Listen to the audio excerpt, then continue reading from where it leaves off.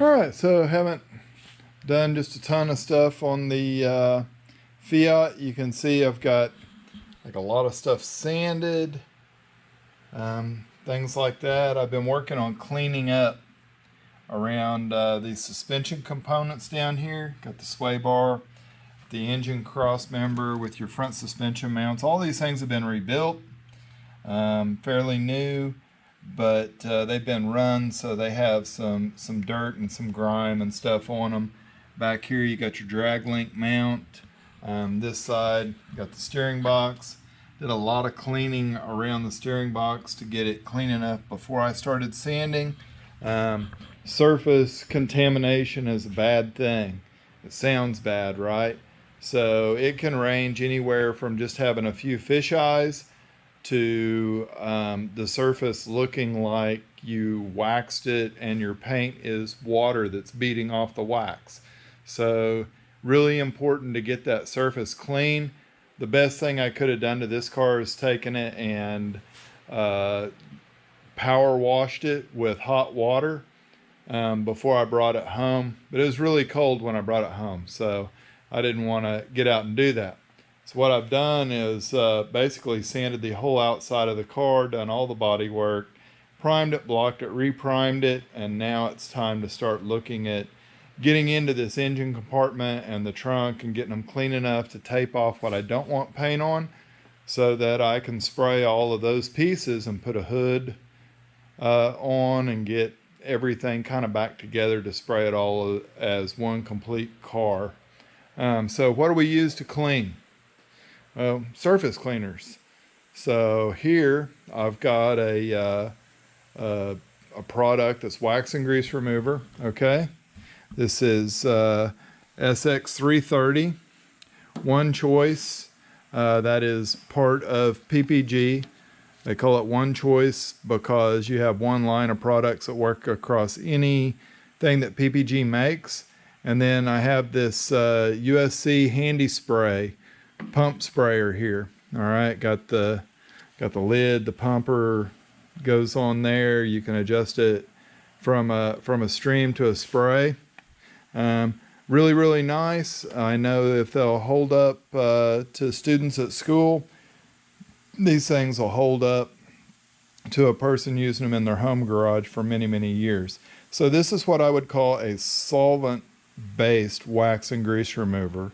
And it's good for removing that heavy tar deposits, like you've driven down a road that has a lot of tar on it.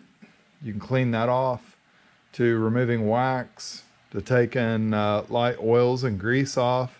This does a really good job. Of course, I'm in Oklahoma, so this is a non-VOC restricted area. If we go into some of the more restricted areas, larger metropolitan areas, you may not be able to buy this in this container. You may have to get it in an aerosol can. Seems kind of stupid that an aerosol can is considered more environmentally friendly than transferring from this gallon into this pump sprayer and then spraying it on. They say there's only 4 ounces in an aerosol can, so that's outside of the VOC restriction law.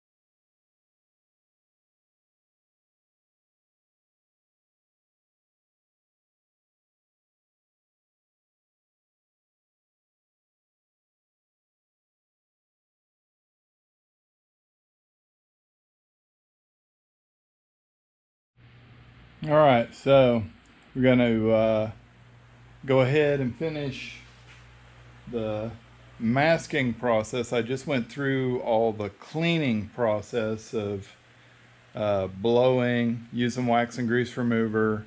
Try to wipe most every bit of that wax and grease remover back off, but there's still like a little bit left. It's pretty warm in the shop today. Let's say like, yeah, that many degrees. So not as bad as in some places. Got a little humidity here. Steering box, man, this thing took a ton of time to degrease and clean and get it prepped enough that I think I can mask it and paint it. One of the big issues, this car was painted before, 2 other paint jobs on it. Originally it was silver, and then they painted it green. So when they painted it green, I mean, they painted a ton because they painted all inside the engine compartment and everything. But you can see back here, the brake booster wasn't removed, and the flaking that was up here, I think I've got other video of that. So I'm just going to continue the masking part of this to try to get the engine bay ready to respray.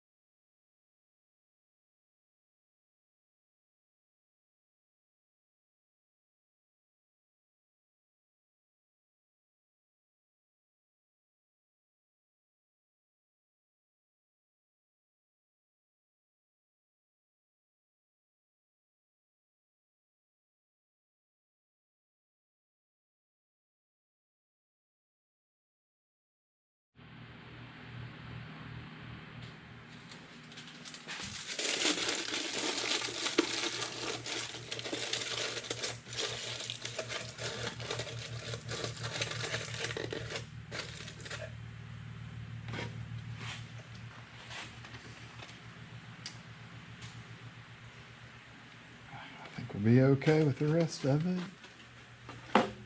Okay.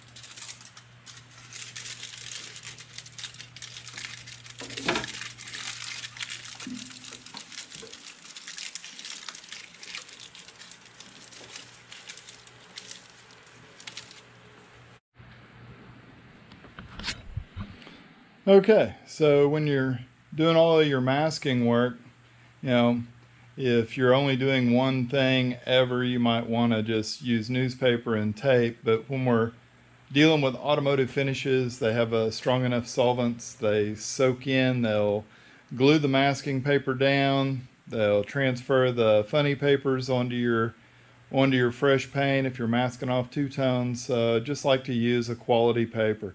It's not the most expensive paper, but it is an automotive grade masking paper. So I've got a masking machine here. It's pretty nice because it applies the tape to the rolls for you. And this is by no means an expensive masking machine. You can probably buy a very similar one at Harbor Freight or one of those places. It's not my favorite because most of these little ends to adjust everything, they're made out of plastic, so they want to slide back and forth. So you can see I've got a lot of pressure on that screw. It's pushed it all the way up there. But this thing, to make it work, you kind of have to line up the tape, which it's got adjustment here to move the tape roll in and out. And then you have to adjust your paper so that they each line up. And it makes it nice because when I want to change rolls of tape, I just slide that off, slide the new one on, thread it on the paper, and we're good to go. And as long as I always loosen this up when I'm replacing my paper, it doesn't matter what size roll I put on, it's still going to line up on this end. So, you just get it set up, make sure that one time you get it right, and you're good to go. So pretty easy to operate. I like to pull on the tape end, pull out the quantity I need, raise it up, put an angle on it, and then just snap it and tear it. See a lot of young people have a difficult time with the masking machine. So we'll do the wider paper, same deal. Get a hold of it, pull it out, and tear it off there.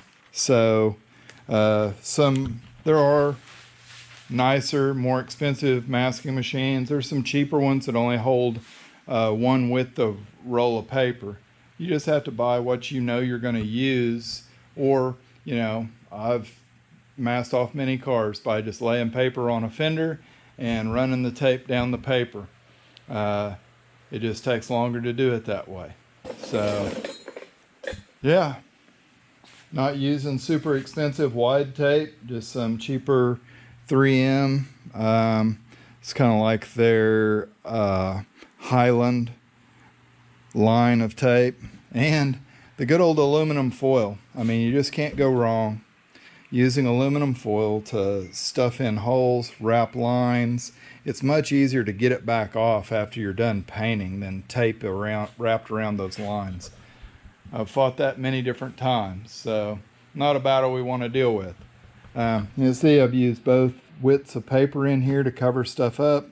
All the electrical stuff has been wrapped in a plastic trash sack the whole time it's been here. So I took it off of the cow, laid it down here, kind of wrapped it up. Look at how much dirt and crap was in that plastic bag. It's awful. So I'm glad I moved it. That way all that stuff won't be blowing in my paint up here. Now, back in this area, I think I'm still going to pull that hood latch off and maybe take it off and drape it down here as well. That'll allow me to prep that area a lot better, because there's a lot of flaking paint up there where somebody didn't take stuff apart last time they painted it. That's like, why wouldn't you do the job right? Whatever. So, almost taped up.